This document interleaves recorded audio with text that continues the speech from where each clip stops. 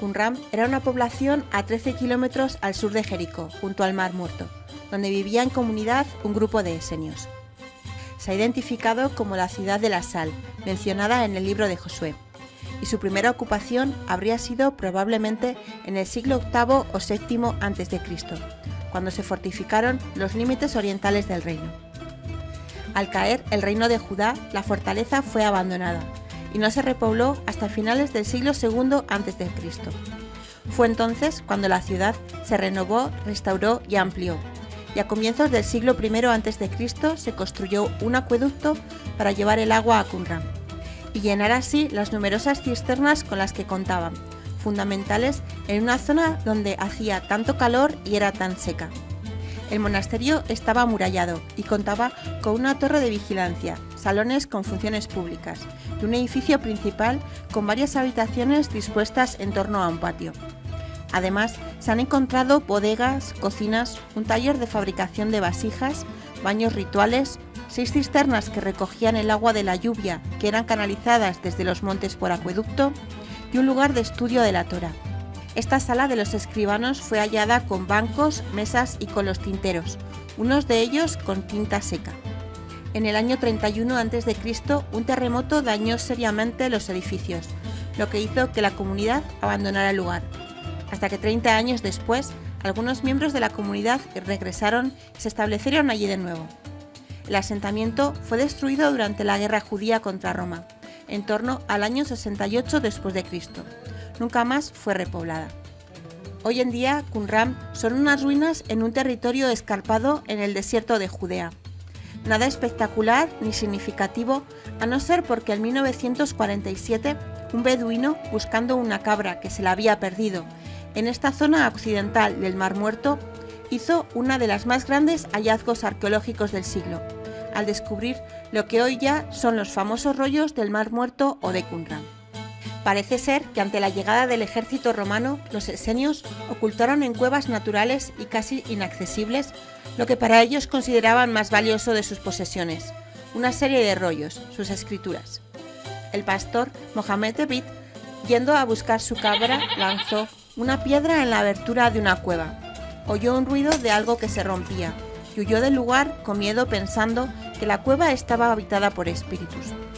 Al día siguiente regresó con su primo y al entrar en la cueva encontraron 8 jarras con unos rollos de cuero, algunos de ellos aún con tapa.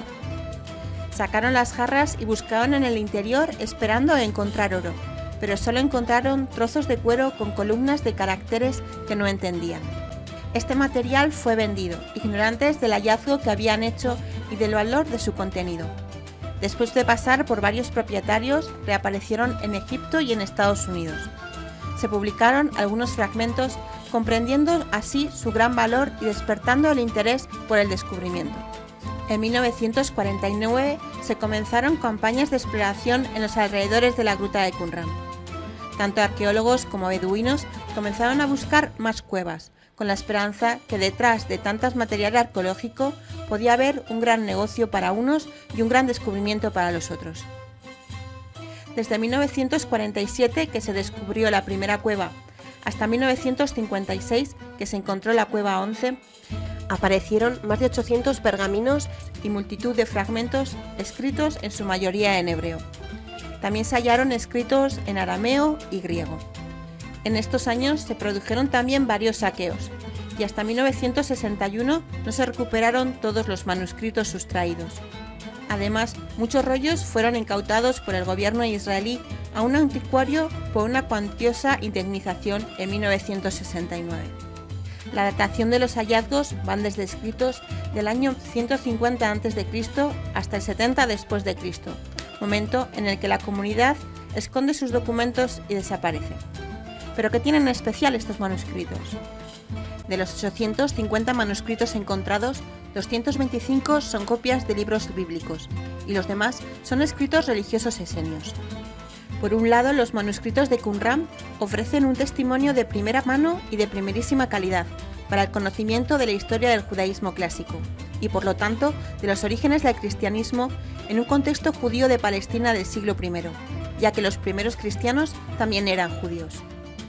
También ayudan a conocer a la comunidad esenia, ya que entre sus escritos se han encontrado rollos con algo parecido a las normas y leyes de la comunidad, salmos, himnos, algunos sermones, horóscopos y calendarios.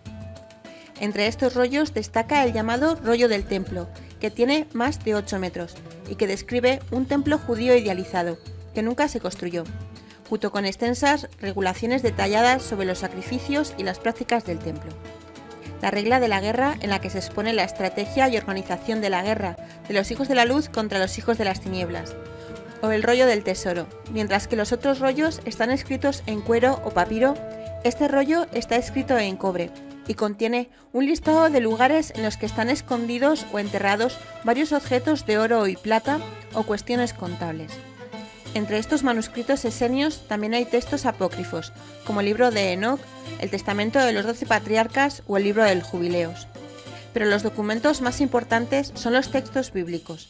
Hasta el descubrimiento de Qumran, los manuscritos en hebreo más antiguos que se poseían eran de los siglos IX o X después de Cristo, por lo que se podía sospechar que en ellos se había mutilado, añadido o modificado palabras o frases incómodas de los originales. Los manuscritos de Qumran pertenecen al siglo I, incluso al siglo II a.C., por lo que algunos textos, como el rollo de Isaías, es 1000 años más antiguo que cualquier otra copia previamente conocida del profeta. Uno de los intereses del descubrimiento era comprobar si los textos hallados en Qumran coinciden con los conocidos hoy en día. Y efectivamente, los textos encontrados coinciden con los medievales, aunque son casi 1000 años anteriores, por lo que se demuestra la seriedad y el rigor del trabajo que durante siglos han realizado los escribas encargados de hacer las copias de la Sagrada Escritura.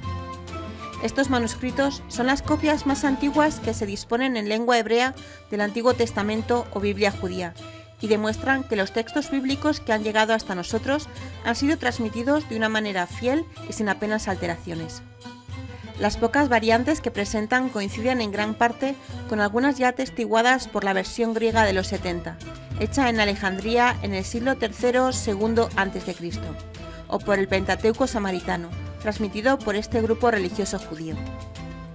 No hay que olvidar que el cristianismo adoptó como propia la versión griega de los 70, que contiene algunas variantes textuales y libros que no son aceptados como bíblicos ni por los judíos ni por los protestantes, como por ejemplo el eclesiástico, muy documentado en Qumran.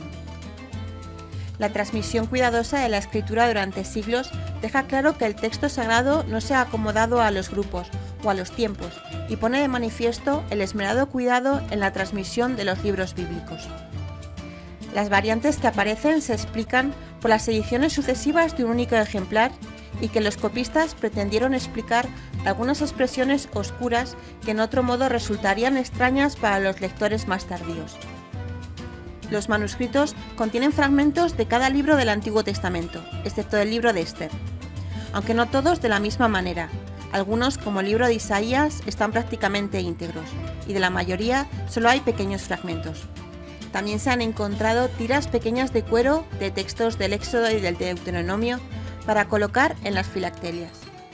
Además, hay multitud de fragmentos de manuscritos difíciles de reconstruir y de interpretar.